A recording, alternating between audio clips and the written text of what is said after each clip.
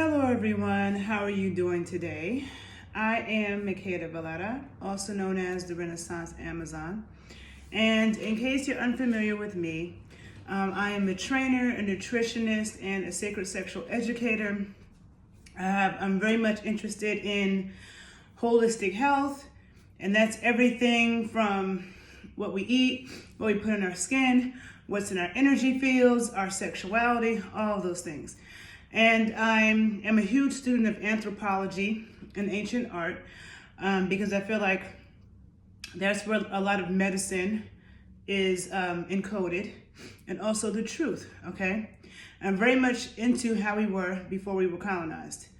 I'm also a dancer, okay? I am a serious student of dances of the African diaspora, and since 2006, particularly in the Americas, because there's so much of our history. When I say our, I mean those of Afro-Indigenous descent in the Americas. So much of our history, things that have not been written down, are encoded in the dances and the songs, the rhythms, especially the dances. And so that's me. I would be going live on my IG page, but I have blocks on both of my IG pages. My main one, the Renaissance Amazon 81, which got disabled. I appealed it. I got the page back after a week, but I had a backup page, Queen Lionessa. I'll put them both below on this YouTube. Queen Lionessa is my backup page, but both of them had blocks from me going live. And so I'm recording this video on my regular camera, and I will post it on YouTube and on IG. So if you're on IG and you don't follow me on YouTube, be sure to follow me at the Renaissance Amazon. And if you're on YouTube and you don't follow me on IG, be sure to follow me there. I'll put the handles below because I don't always post the same thing on both platforms, and I'll be getting blocks all the time, so you never know, okay? Anyhow, today I wanted to talk about why, I wanted to talk about sexual healing. Sexual healing is a real thing, okay? A very real thing. We know Marvin Gaye's song, Sexual Healing. But I think that it's not spoken about enough. I'm not sure if I added to my list of things that I'm a sacred sexual educator. I'm not sure if I added that. But I've been involved in sexuality education since high school. I used to do work in New York City with my peers, going around the city doing different interactive workshops and conversations around sexuality, women's reproductive health, and grassroots advocacy. As an adult, I've very much been into sacred sexuality, which is, I have videos where I explain what sacred sexuality is, but that is the healing properties behind sexual energetics, what we do with our sexual energy, cultivating sexual energy, using it for different healing purposes. Because our sexual energy and our sex drive is interlinked with our health in general, okay? So, and I hear a lot of conversations where people, hold on a second. There's one book I forgot to grab. Give me 1 second.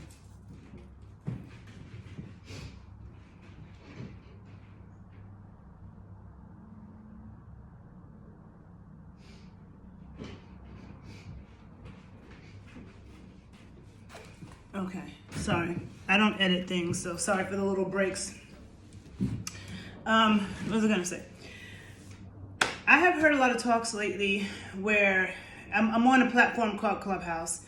If you are on Clubhouse, be sure to follow me. I'm Makeda Valletta, because here on YouTube, I do videos on YouTube and IG speaking at you guys, but I would love to host conversations about some of these topics, because a lot of the times I see these topics are very low-level conversations. But anyhow, on Clubhouse, I was coming across a lot of conversations lately where it was about like men paying for sex, or just, you know, this whole thing. And I'm listening to the conversation, and I'm hearing, you know, men who are criticizing men who pay for something like that or whatever. And I'm thinking to myself, or any type of sexual services, right?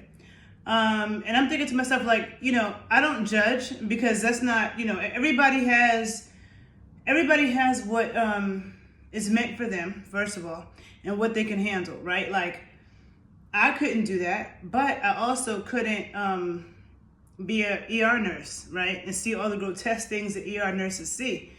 But thank goodness we have them. You know, most people couldn't do that job. But thankfully we have enough people who can do that job, who can deal with the blood and the gore and the trauma of it all. And they're able to come to work every day and do that job. We need people that can do that, right? The average person couldn't see that. But when it comes to sexuality, you know, a lot of us who have able bodies, we're attractive, we may not have any issues, so-called getting sex or whatever, but everybody's not like that, you know? I think about, what about the people who may be in a wheelchair, right? What about the people who may have different disabilities? And they, you know, even if you have disabilities, you still have sexual needs. You're still a sexual being. All of us are sexual beings, okay? God forbid, you know, you get into an accident or something and now you lose the, you know, certain functions of your body. That doesn't mean that you don't still have sexual desires. So, you know, and again, cultivating sexual energy, exploring our sexuality, having orgasms, good sexual touch, they have healing properties and they play a huge role in our overall health, okay? It's known when people are super sexually repressed or sex deprived or get orgasm deprived, they're in a bad mood. And this is for men and women, okay? They're in a bad mood, you know, and it affects other things, right? Sexual energy and spiritual energy are of the same continuum. I speak about this in my sacred sexuality videos where I'm explaining what is sacred sexuality, what is a sacred sexual educator. But at the core of it is understanding that sexuality and spirituality are of the same continuum, okay? Same continuum. All right, and this is one of the things that I've learned from studying Taoism, which is from ancient China, which is how I got into this studying sacred sexuality, started through Taoism. And then as I immersed myself in the dances of the Afro-Indigenous diaspora, I learned a lot more, okay? Because every group of people had sacred sexual practices.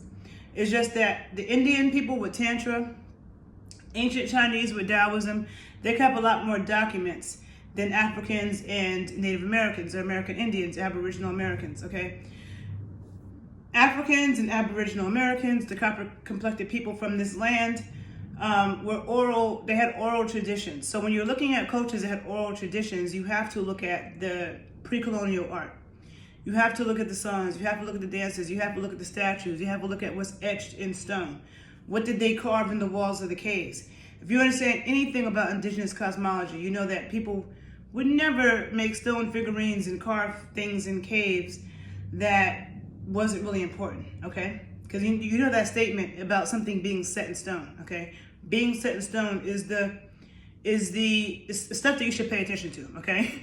What the people that came before us took the time to set into stone, we should take a good look at, okay?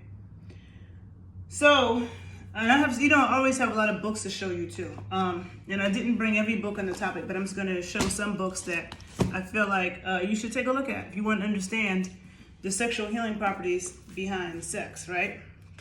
This is one book. This is like one of the first books I started with years ago, like probably 2004, I don't know. This is called The Tao of Health, Sex, and Longevity.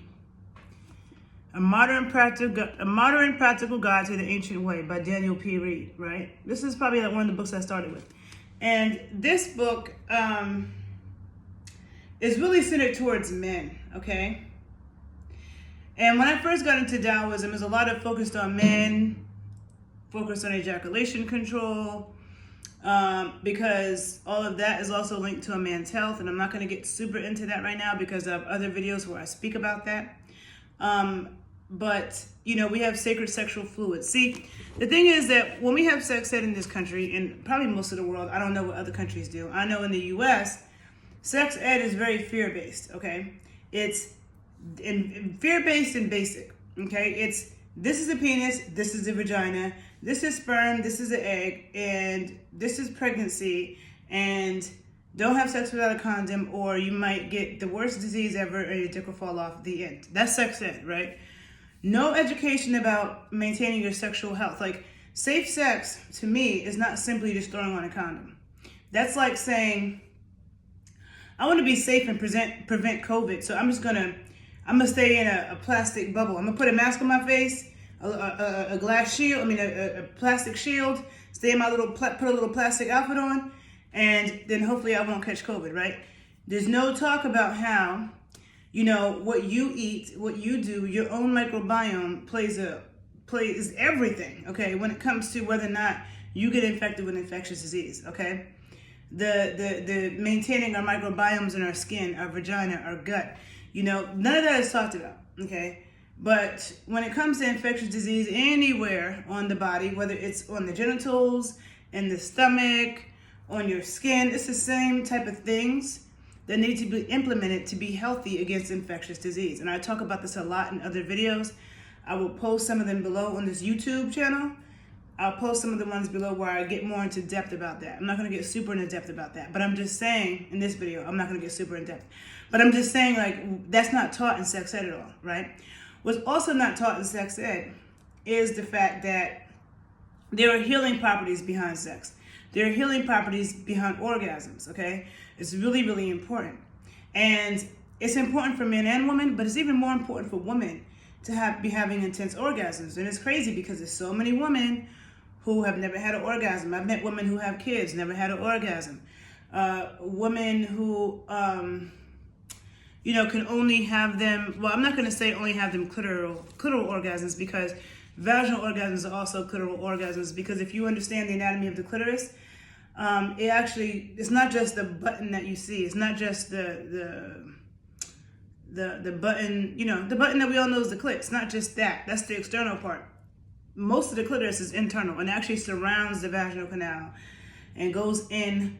So, fingering and stimulating the vaginal walls and a woman having a vaginal orgasm, the clitoris is also involved in that, okay? But there's a lot of women who just have all these orgasmic issues. And there's reasons for that. Part of that is trauma, okay? Part of that is sexual trauma. I've seen, in the work that I've done, I've taught a class called Sensual Strength Training to women since 2007. And that class involved working with nani eggs, which some people call yoni eggs or jade eggs. So working with nani eggs internally. So they're crystal or stone eggs that women work with vaginally to help strengthen the vaginal muscles, get more control over the vaginal muscles, get rhythmic control over the vaginal muscles, helps women to be more sensitive, helps them to tune in more, makes their orgasms a lot more intense. It helps with preparing for childbirth, recovering from it. It helps with women who are going through menopause, so the vagina doesn't dry out and thin up and just atrophy away. So it helps with a lot of things when it comes to women's sexuality and women's health, women's womb and vaginal health, all right? So my class had that, along with dances from the diaspora that involve intense hip movements, okay, to get women to connect to their hips, to get them to move, because we share a lot of trauma in this area, but this is also how we raise our kundalini, okay? Kundalini, which a lot of you have heard of, which is that sacred sexual energy, that cosmic snake at the base of our spine, which is raw sexual energy.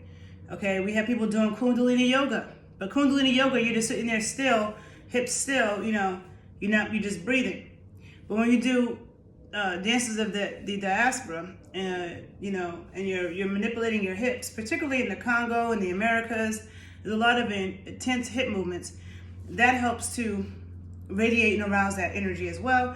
And also, hold on, I'm a little cold. I need to turn this heat on for a second. Hopefully you can still hear me okay. And also helps to shake out any trauma women are storing in their wombs. And, it's important to be connected to that for childbirth, all of that. It's just really important. Most of our blood supply runs through our hips, okay? Most of our blood supply runs through our hips. So it's really important to move our hips. It's important for men and women, okay? It's important for men and women. Because the thing that men don't understand is that sexually, it's if a man has more skills than simply thrusting in and out, but you know how to move your hips and get different angles, right? When you're having sex with a woman. That's going to be more pleasurable for her. That's going to build up more energy in her. It's going to build up more energy in you. So it's important for men and women to move their hips and dance. So I have a Kundalini strength training class for men too, right? So I'm talking about my women's class. But in my men's class, dance is also a part of it for that reason, okay? It's not just the women that need to dance and move their hips. The third component of it is strength training, teaching women, and in my Kundalini strength training class for men, teaching men how to properly strength train, right? Why it's important, the correct technique, why it's important to work balanced muscle groups. Like if you work your chest, you need to work your back and your shoulders. You work your abs, you need to work your back. You need to work your leg. Like you don't want to just be like, oh, I'm working my chest and biceps, I'm not going to work my legs. Or, why it's important to strength train for the entire body, how to do it correctly, because technique is everything. So that is why I teach in my sensual strength training class for women. And then in my Kundalini strength training class for men is similar, but it's just the male version, right? But usually when I work with men, it's one-on-one, because men don't gravitate towards classes as much as women do for that kind of work, right? It's a little bit different. But I've never met a man who said he never had an orgasm, okay? Never met a man that said that, all right? Men can give themselves orgasms, and women should be able to do that too. And I think women should be able to do that even without a toy, right? Because there's nothing wrong with vibrators, and even though they can get addictive. I used to be very anti-vibrator because I'm always trying to become more sensitive, become more sensitive. When you use too many vibrators, it can desensitize you, right? And then when you're with a man, or, some people with women, you need super roughness in order to orgasm. A man who jerks off too much, is always jerking off, he desensitizes himself. And then in order for him to orgasm or come, he has to, be super rough, right? So the goal is to make ourselves more sensitive, because when we become more sensitive, it takes less to have an orgasm. The orgasms are going to be way more intense, okay? And then you can channel that energy and keep going. Sexual energy is healing whether or not you're with a partner or not, okay? Even if you're not having sex and you're celibate, which celibacy is not for me, okay? But some people claim that they need that. I'm not going to get super into that right now, but I personally, and we're all on our own path, but I haven't seen any reason in my life, no matter what's happened, to be celibate, because of the fact that I know that sexual energy is healing, all right? And even with myself, if I'm cultivating energy or masturbate and channel my energy, it's healing.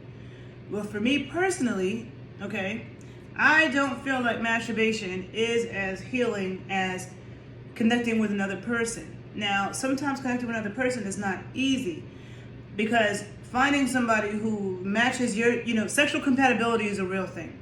So finding somebody who matches your energy and has the skills and the temperament and the chemistry to please you, that's not always easy. So I hear men say a lot, oh, it's easy for pretty women to get phallus or dick or whatever you want to say. There's a lot of men who say that, oh, it's easy for women. Oh, it's easy for women. And then I hear dudes say, oh, it's easy to get pussy. Oh, it's everywhere. It's easy. We don't have to do any work. And I'm thinking about that, and I'm like, that's true and it's not true. It depends on whether or not you're talking about quality, right? So as a woman, yeah, there's dick everywhere, but all of it's not good. You know what I'm saying? All of it's not attached to a good person. All of it is not a good size. All of it doesn't come with, good health and other things. You know what I'm saying? So finding that person that has the parts that you want, what turns you on, has those skills, you have that chemistry where you're into the same things, that's not a very easy thing.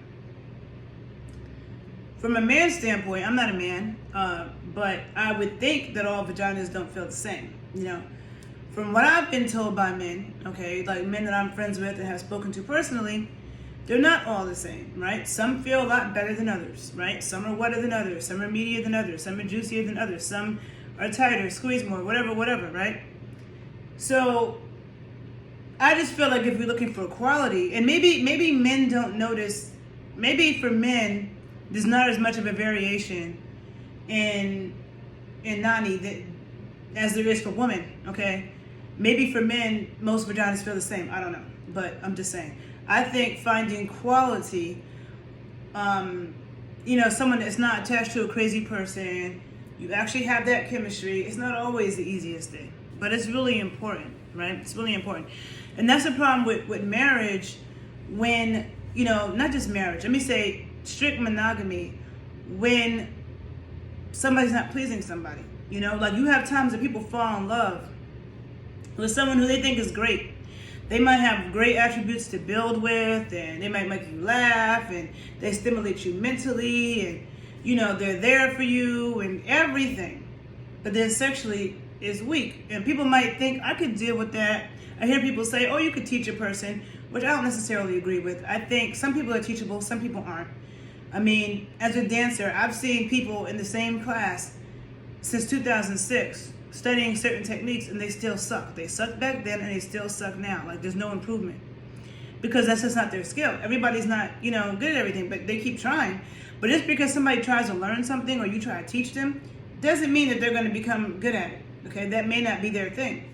That's the reality. So to me, getting somebody who I'm not sexually compatible with and saying I'll teach them, that's a gamble that I personally wouldn't want to take. But that's a gamble. But people get into these relationships, these monogamous, long-term relationships, and then they're sexually unsatisfied, and that can play a role in our health. People got an attitude. I think that women who are getting good sex on a regular basis are in a much better mood. You're much more calm. I can sense it in myself when, it's like, even if you don't want to act bitchy or whatever, like, it affects you, okay? And there's this woman on social media, I forget her name. I think I remember her name, but I'm not going to say it because I don't want to say the wrong name. But her whole brand is about being a well-fucked woman. And I think that's, amazing. Sometimes I want to post about that, but I'm like, I don't want to attract the wrong attention because I feel like if I post about my sexuality or what it is I like, everybody thinks I'm talking to them and, But I'm just saying, or I'm trying to advertise something. But I'm just saying, being a well-fucked woman, being a woman who's getting good sex and being sexually pleased, it makes you a lot more calm and able to shine in this world, right? And the same is probably true for men too. But anyhow, getting back to the point, talking about sexual healing, right? The point is that we're all sexual beings. Sexual energy and healing energy is the same thing. Like you see that the snakes symbolize sexual energy, healing energy, resurrection, transformation, enlightenment, right? Spirituality. You see snakes on every country that I know of has snakes in the staff on their medical symbol. Why? Those are ancient symbols. Because those snakes, they symbolize healing energy, enlightenment, wisdom, also sexual energy, right? Snakes are phallic symbols and symbols of the goddess, okay? Which is why they're vilified in the Bible. But knowing that, it's to understand, and I always talk about how the world's patriarchal religions has perverted the minds of humanity. So you have Christianity, Islam, Judaism, that came with these teachings of like, we should be ashamed of our body. We should be ashamed of our sexuality. If anything is heterosexual non-monogamy, people should be ashamed, okay? So what I'm saying is if you're monogamous and heterosexual, then there's no shame. If somebody is bisexual, if they're gay, if they want more than one partner, whatever it is, according to the world's main religions, there's a lot of shame around that. There's a lot of fear that's been embedded into people around that. People have this ideology that they own someone's body, and people have it all twisted in terms of like the people who came before us, how they viewed sexuality. One of the one book that I think that everybody should read, if you don't read any book at all on sexuality, if you don't read anything else, read this book, right? This book called Sex at Dawn. Sex at Dawn. It's a New York Times bestseller. Sex at Dawn, the prehistoric origins of modern sexuality. New York Times bestseller, I swear. I've read so many books on sexuality. This book right here, okay? I cannot say it enough. This. If you only read one book ever in life about sexuality, Sex at Dawn, okay? I'm not even going to try to explain to you the type of shit that's in this book. But if you read it, let me know. And if you know, you know, okay? But this book documents a lot of things with pre-colonial mindset and understanding of sexuality around the world, and also gets into the science of our genitalia and a lot of things, right?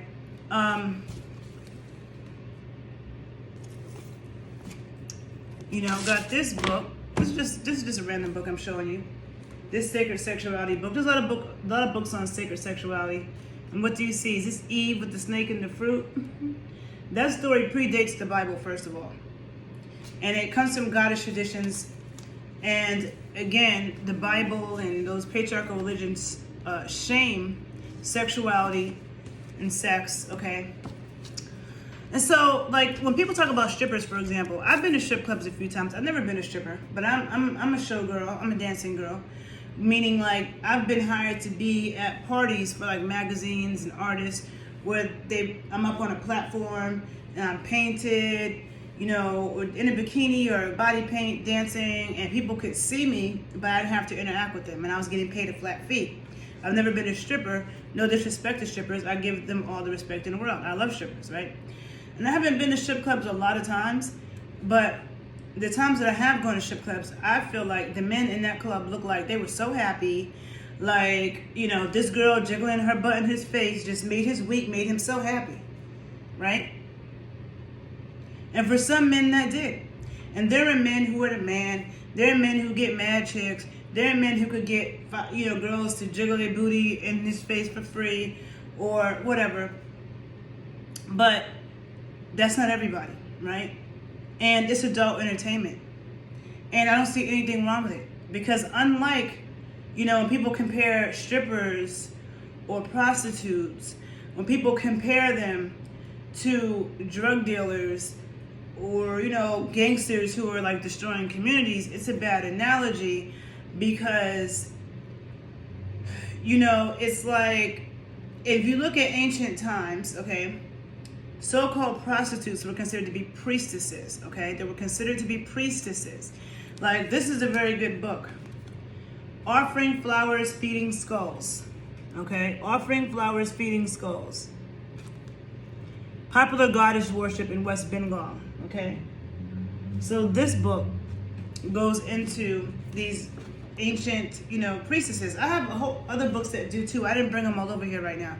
So that's why you should follow me on IG, because I post books on IG, and I have so many books I didn't bring them all over here. Maybe I'll put some in future videos, but this is a book that gets into that. You also have this book, Kali, the Feminine Force, okay? This book is definitely talking about the dark goddess. Very important, okay? And this is going through the ancient art, okay? And like I always tell people, in the ancient art, what do you see? You see women, you see nipples out. You see lots of jewelry, nipples out, okay? And you see this all around the world. That's why I say you have to see what's in stone, okay? You have to see what is written in stone. And every group of people on the planet had ancient erotic art.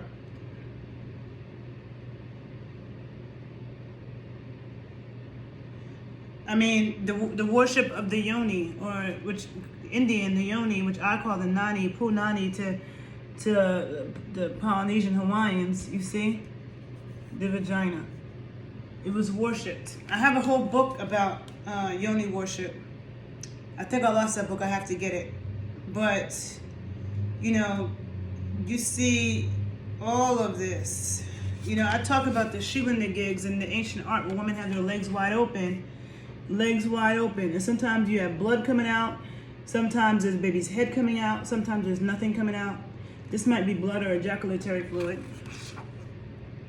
Yeah, that's blood. Okay. And you see that all throughout the world, throughout Europe. See, look. Here we go. Legs wide open, head coming out. Okay? This is all from India. Okay? But you see these same things in the Americas, in Africa, in Asia, I mean everywhere, right? So this is just one book, right? Then you have Pombagira. I don't know what you know about Pombagira, but she's a goddess from Brazil that's very much associated with fire and sacred sexual traditions, okay? I have another book about this I didn't bring over here about Brazil. So Pombagira, okay? Very important in Brazil. Then there's this book, The Spirit and the Flesh, okay? The Spirit and the Flesh, Sexual Diversity in American Indian Culture. And the thing about this book that we're not taught is the reason why a lot of indigenous people ran from the East Coast to the West Coast was because of sexual persecution. The colonizers who came here, there was always cross-dressing in the Americas. There was always cross-dressing in India. There was cross-dressing in Africa. There was cross-dressing in Europe. Cross-dressing has always existed. It's always been known that there are women with male spirits and there are men with female spirits, right? That's always been known and recognized. They had a special place in society, okay? And this book talks about how the colonizers were disgusted by that and used that as an excuse to murder thousands of American Indians on the East Coast, okay? And that's kind of what pushed that move west, okay? This is a very, very important book, okay? This book is the winner of, and this is anthropology, okay? Anthropological studies. This book is the winner of the Gay Book of the Year Award, American Library Association Award, the Ruth Benedict Award, the Society of Lesbian and Gay Anthropologists, the Award for Outstanding Scholarship, and the World Congress for Sexology. So, let me read this again. It's 3 awards, sorry. The Gay Book of the Year Award from the American Library Association, the Ruth Benedict Award from the Society of Lesbian and Gay Anthropologists, and the Award for Outstanding Scholarship, World Congress for Sexology, okay? So those are 3 awards, but this is a very good book. I read this book years ago. Also, this book, The Double Goddess, Woman Sharing Power. The Double Goddess, Woman Sharing Power by Vicki Noble. This is one of my favorite books, okay? Vicki Noble, she writes amazing books, okay? Because Vicki Noble also wrote this book, Shakti Woman, okay? Shakti Woman, also a very good book. Feeling Our Fire, Healing Our World. The New Female Shamanism, okay? Very, very important book. Vicki Noble writes great books. But for this Double Goddess book, I'm just going to read because this is one of my favorite books and favorite topics, because, I love women, so I'm always about the Double Goddess, right? When I learned about this, I'm like, oh my God, I'm not tripping. Like, my love for women and how I feel about, having sex with women, like, there's a lot of healing properties behind that, right? But I'm just going to read in the back what it says. It says, artistic representations depicting 2 women in intimate relations with each other, or as a single body with 2 heads, have been discovered in important centers of early civilization, from locations as widespread as the Mediterranean and Adrian regions to Central Asia, India, Tibet, Mexico, and Peru. The archaeologists who first discovered these figures dubbed them double goddesses and linked them to ancient cults of the Great Mother. Vicki Noble validates this great goddess connection and asserts that the icon of the double goddess expands our understanding of ancient female autonomy and sovereignty. Illustrated with more than 150 representations of this ancient icon, the double goddess offers contemporary women an archetype for the sacred potential of female bonding, whether between mother and daughter, teacher and student, friends or lovers, okay? Very good book, okay?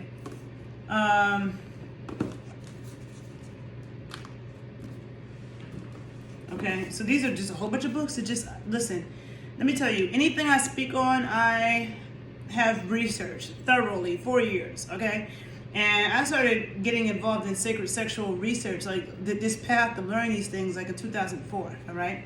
So it's been almost 18 years for me of studying this stuff, right?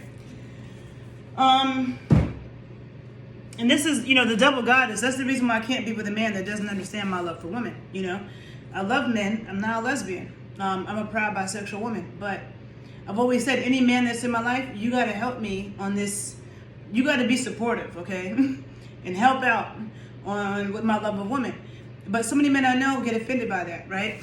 And can't deal with that. Can't deal with that. It's hard. A lot of men are insecure and can't handle double goddesses, okay? And women who are about that life. Now, another important book, The Woman in the Shaman's Body. Very important book. Very important book. The Woman in the Shaman's Body by Barbara Tedlock, PhD. Okay? This book has a whole chapter about, This book has, The Woman in the Shaman's Body, Reclaiming the Feminine in Medicine and Religion. This book has a whole chapter about sexual energy and shamanism.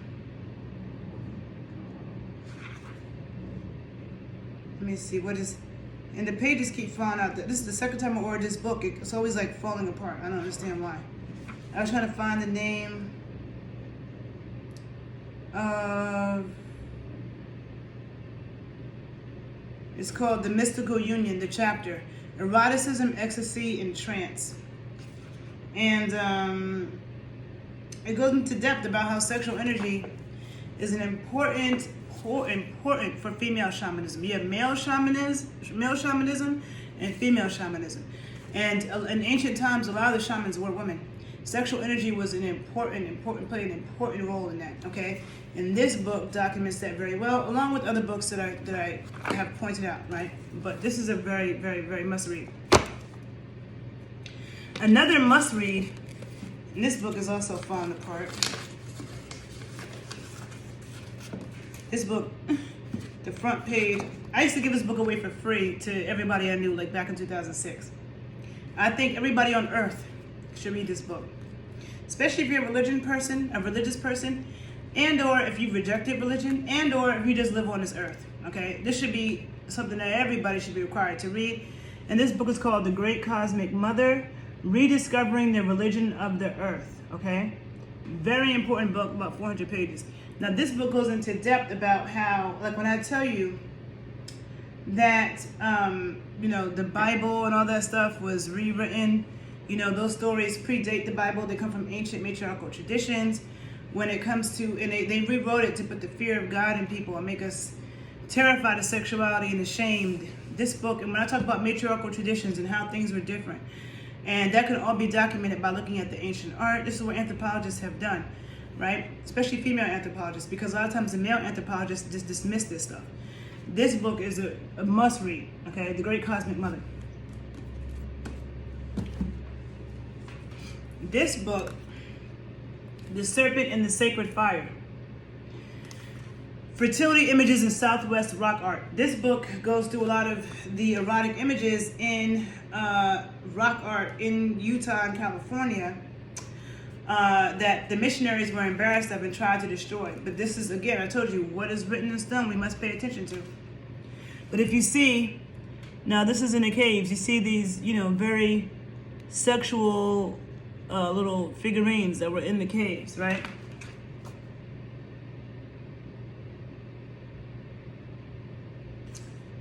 I mean, even over here.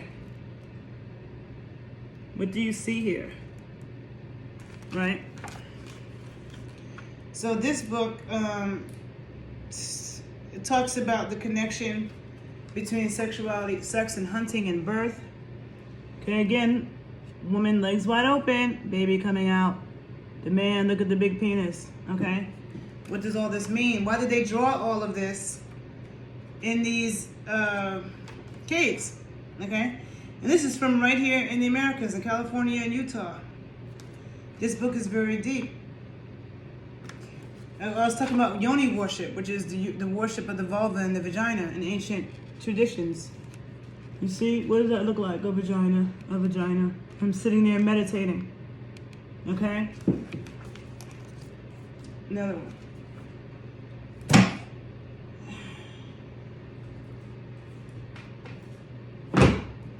I have so many books. I'm not gonna. Sacred Woman, Sacred Dance. This is a very good book too. People see me dance all the time, and I'm always telling you it's the reason behind it. I'm not just trying to be cute. Dance is medicine, it's education, it's art, it's healing for those who do it and those who watch it. So I'm just gonna read you what the back of this book says. Today, we primarily think of dance as a form of entertainment or as a way to exercise or socialize. There was a time, however, when dance was considered the highest expression of our spirituality and our search for the communion with the divine, a part of life's journey, celebrating the seasons and rhythms of the year and the rhythms of our lives. Dance is a language that reunites the body, mind, and soul. Through dance, we experience a different dimension. Sacred Woman, Sacred Dance is the first book to explore women's spiritual expression, women's ways through a study of dance. While the role of women's sacred dance was most valued in goddess-worshipping cultures, where women served as priestesses and healers, dance was once an integral part of religious, ritual, and ceremonial expression in cultures all over the world, including Judaism and Christianity. In this book, the author investigates how dance came to be excluded from worship and reveals how dance is once again being integrated into spiritual practices, both in public forums and on a deeply personal and private level. There are sacred dances for all occasions in life's passages. Stewart describes sacred circles, birth rituals, ecstatic dances, and dances of loss and grief in groups and individually that allow us to integrate the movements of faith, healing, and power into our daily life. The author of this book has taught dance and lectured on women's subjects for over 20 years. She is the founder of Women Dance, a troupe which performs interpretive dances that explore women's spirituality. To research this book, Stewart visited archaeological sites throughout Europe, the Middle East, and South America. So I'm always talking about this. Like, those of you who watch me dance, I don't know if all of you don't read what I write under, don't read the things that I write under my dances. I think you should. But I'm always talking about this, okay? A lot of people don't understand me. They don't understand that I dance for my own health. It helps me feel good about myself. It helps me be connected to my body. It helps me arouse energy. But it's also a way of connecting with spirit. It's also a way of transforming energy. And if somebody watches me dance and they get turned on by it, that's great for them. There's nothing wrong with that. Sexual energy, when we build up sexual energy, it helps to strengthen our chi, our life force energy, okay? And that has everything to do with how our body functions, our health, our long-term longevity, the health of our spirit, okay? All right, the health and strength of our spirit. So strengthening chi. So really, it's like I've made several videos before about sacred sexuality, all these different things that I've been talking about. I'll try to put as many of them below on my YouTube page. But basically, it's that, in ancient times, the so-called prostitute was actually a priestess, okay? And they existed throughout the world. They were of high honor, okay? They were honored in society. And it would look different in different cultures. A lot of times they did different sacred dances. And sometimes they taught men things. Sometimes they were there for just sexual healing, okay? Basically, the whole point of this thing is sexual healing is real. It's real. So when somebody has a breakup, I hear people talk about how, I hear men sometimes talk about when there's a breakup, women shouldn't just run and have sex with somebody because women do that because, it's just spiteful and it's wrong. No. Some women after a breakup have sex with someone else other than their ex, because I never think it's a good idea to have sex with your ex. I've never had sex with an ex. To me, my exes are my exes. Once we break up, there's no more sex. Like, there's no more, we done. Like, I'm moving on. Let me go do what I do, right? So the thing is that there are women who do that because sex is healing. Sexual energy is healing. So it's not just a simple thing. Like, the way people think about bodies and sex is like, oh, well, you just broke up with him, so it's wrong to have sex with somebody for all these months. No. And it's not always because a woman's trying to be spiteful. Okay? There's healing properties behind it.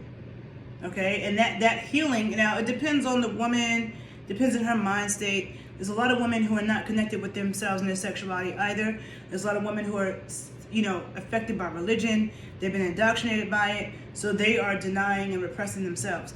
But women who are balanced, comfortable with themselves, not allowing religion to dictate and shame them and all this, there are women who the reason why they do that is because it's not always, I need some type of emotional connection. No, sex within itself has healing properties. There are healing properties in semen. There are healing properties in vaginal fluids. There are healing properties in orgasm. Okay? There are healing properties in just arousing the nipple vortexes, the clitoral vortexes, and whatever other vortexes that a woman or a man has on their body. Okay? Woman or man, because sexual healing is real for men and women. But there's so much misunderstanding, so much strife and trauma people have in their lives because this is not recognized or understood. So if a man is married and he goes to a strip club or he's watching porn, I can't tell you how many men have told me their woman got mad because he was watching porn, which is absolutely crazy to me. Well, I just showed you these books where it's going through the erotic art. In ancient times, there was erotic art with orgy scenes and all kinds of things happening. So they etched that in the caves back then. That looked pornographic. So what's wrong with watching porn now? And everybody's like, oh, porn distorts your idea of sex and all this. I'm going to do a whole nother video about porn because I don't agree with that. I think that porn might warp some people, but that's not always the case. You know, like some people watch porn, they know it's porn. Like it's not messing up their idea of sexuality. You know what I'm saying? So I think people take that a little bit too far. I'm just saying erotic art like that has existed since the beginning of time. Okay? When you look at the people that came before us, before we were colonized, which is one reason why I'm so much into pre-colonial art and stuff, is because you find that they were way more sexual, way more open-minded about it than we are now. Okay? And there were sacred sexual healers, and those people were highly honored. And nowadays, if somebody could say, why would a man want to deal with a call girl? Or why would he want to pay for it? Or blah, blah, blah. Well, from what I hear from men, there are men who might be businessmen, let's say, right? Let's say he's not an unattractive man, but he might be a businessman. Maybe he travels a lot. Maybe he's in a different city every other day, okay? And he feels like if he's going to date a woman, she's going to expect to be courted. He's going to have to go through all these things of talking to her on the phone and getting to know her and all the emotional stuff and take her to dinner. And she's looking for something more, and he may not want that. He just might want sex. And he doesn't want to have to do all that because he's not even going to be here. He doesn't have the capacity for that, okay? So there's that. There's people who are like, I just want to pay for it. This is a service, you know, and we don't have to be bothered after that. That's a transaction. That's a transaction. I mean, you got people who get married for money. Like, that's a transaction. You know what I'm saying? So I don't judge that. You know what I'm saying? People always look at things from their standpoint in their life. You might be a person who doesn't travel that much, and you got girls that you know, that may not be your story. Then you got people who might be in wheelchairs. They're disabled somehow. You know what I'm saying? They might still be able to feel, but they can't get up and walk and take a girl on a date and get to know them. And you know, like they're limited in certain ways. And so, thankfully, there are women out there who would do that type of work. You know what I'm saying? Because that's healing to that person. If we understand that sexual healing is real, what about those people who don't have access to it like that because of that? You know what I'm saying? So I'm just saying there's a lot of different scenarios. So for me, and I never judge anything that two consenting adults are doing. You know, I have a problem, and whether someone's paying for something or not paying for something, who gives a damn? You know what I'm saying? You have to give something to get something in every situation. I could go on for days talking about different scenarios, and I think I'll save that for my OnlyFans page. I think I'm gonna get into a more in-depth convo, have a part 2 of this conversation where I get more in-depth about things, but I'm gonna say that for my OnlyFans page and not this YouTube channel. I think I've been talking long enough. It's almost been 50 minutes. I know I talk a lot, but you know, my whole point is that sexual healing is a real thing. Marvin Gaye made that song. It is a real thing. And it is one of my favorite kinds of healing, right? So, to me, I could never, in my life, try to imagine being in a space where good sex is not a part of my life. It would make me miserable, okay? It would make me miserable. Some people maybe they don't like sex. Some people don't like sex. Some people, you have people who got trauma, so they have all these issues around sex. You know, there's that. That's a whole other conversation that I'm not even talking about right now. But as a balanced, healthy person, it's really important to me, okay? So I'm going to end that there. Please share your comments. What do you think about sexual healing? Do you think it's real? If you like the video, please like it. Please share it. If you're on IG and you don't follow me on YouTube, be sure to follow me on YouTube. If you're on YouTube and you don't follow me on IG, be sure to follow me there. And I have several other videos that deal with different topics that I spoke about in this video today. I'm going to post as many of them below on my YouTube channel under the video. Check out those videos too. If you learned something, please like it, please subscribe, please share, because sharing is caring. Thank you for listening, and I hope you all have a good day. Bye-bye.